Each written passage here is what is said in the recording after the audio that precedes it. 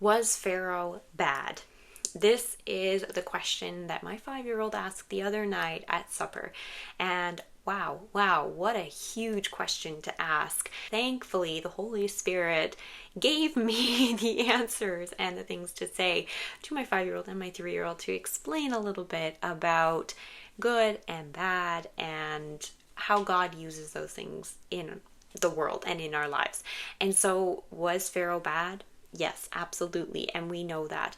But we also know that God used him in his plan, that was part of God's plan to show God's power. And so sometimes there are bad people in this world. And sometimes those people are there as a way for God to show who he is and what he is capable of doing. But we also have to remember that we have choice as well. God gave us the ability to choose. And that is also an important aspect about things. Remember, Pharaoh let the people go and then he changed his mind.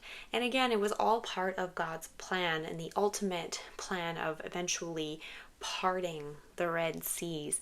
But this is an incredibly important piece that we do need to teach our children, that sometimes there are bad things that happen. Sometimes there are bad people, or there are people who make bad decisions, but it's okay. It is not for us to judge necessarily. It's not for us to point the finger.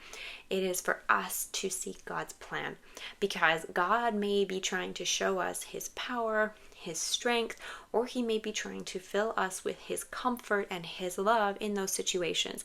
And if our focus is on that person or that situation and not on God, we are going to miss that. And so if you have that conversation with your child, if that's something that comes up with you, then turn to that story in the Bible in Exodus about what the Hebrews experienced and talk about how God used that as a way to show his strength, to show his power, and to show his people who he is and that he is faithful to them.